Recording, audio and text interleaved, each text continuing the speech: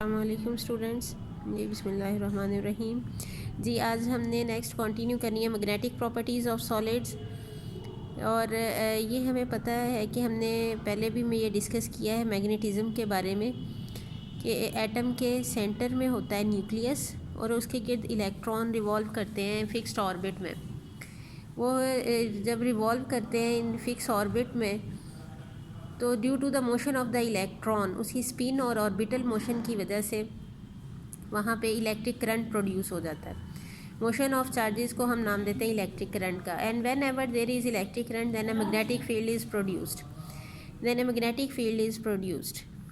ठीक है, तो it is the intrinsic ability of an electron to produce magnetic field. That property is known as magnetism.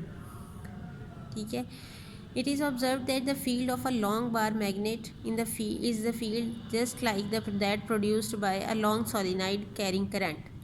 जब हम ये करंट कैरिंग सोलिनॉइड लेते हैं, हमने ये मैग्नेटिक इफेक्ट ऑफ करंट पढ़ा है कि whenever current flows through a conductor then a magnetic field is produced around it. तो अगर एक लॉन्ग सोलिनॉइड लें, उसमें से करंट फ्लो कर रहा हो तो उसका मैग्नेटिक फील्ड वैसा ही होता है जैसा एक लॉन्ग बार मैग्नेट का होता है।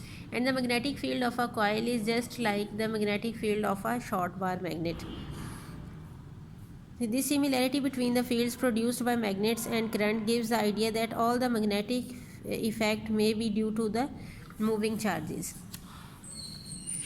And this idea was first given by Ampere। This view was first given by Ampere. The idea was not considered at that time because the structure of atom was not known at that time. Ampere's view appears to be basically correct after the discovery of the structure of atom। The magnetism produced by electrons within an atom may be due to two motions, that is spin motion and orbital motion। Orbiting of electron क्या होता है? Each electron orbiting the nucleus behave like an atom-sized loop of a current that produces a small magnetic field। यानी जो एक fixed orbits में electrons move कर रहे होते हैं, मोशन ऑफ चार्जेस की क्या प्रोड्यूस करती है? Electric current. तो वो बिल्कुल वैसा ही करंट होता है जैसा एक वायर में करंट डिवेलप हो जाता है। This situation is similar to the field produced by current carrying loop.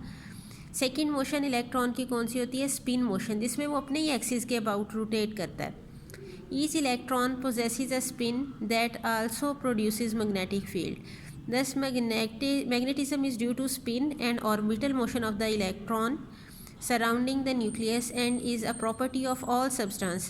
The charged nucleus itself spin produces a magnetic field। It is weaker than that of the orbital electrons। Spin motion की वजह से जो magnetic field produce होता है वो weak होता है as compare to the magnetic field produced by the orbital motion. तो नेट मैग्नेटिक फील्ड जो होता है ये सम होता है स्पिन मोशन का और ऑर्बिटल मोशन का। अब ये भी हो सकता है कि स्पिन मोशन क्लॉकवाइज हो इलेक्ट्रॉन्स की और ऑर्बिटल मोशन एंटी क्लॉकवाइज हो। उस सूरत में क्या होगा कि नेट मैग्नेटिक फील्ड एक दूसरे को सब्ट्रैक्ट आउट कर रहा होगा, कैंसिल आउट कर रहा होगा।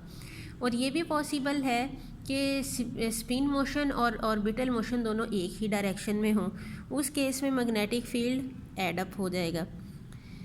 So the net magnetic field produced by the electrons within the atom is due to the combined field produced by their orbital and spin motions। Since there are number of electrons in an atom, their spins may be oriented as to cancel the magnetic effect or support the effects of each other। ये भी हो सकता है एक दूसरे को cancel out कर रहे हों, ये भी हो सकता है एक दूसरे को सपोर्ट कर रहे हों। An atom in which there is a resultant magnetic field behaves like a very small magnet and is called a magnetic dipole। As the magnetism is due to the circulating of electrons around the nucleus of an atom, the one face of the loop acting as north pole and other face acting as south pole, so it is impossible to separate the poles of tiny magnet। देखिए, जब ये एक circulating loop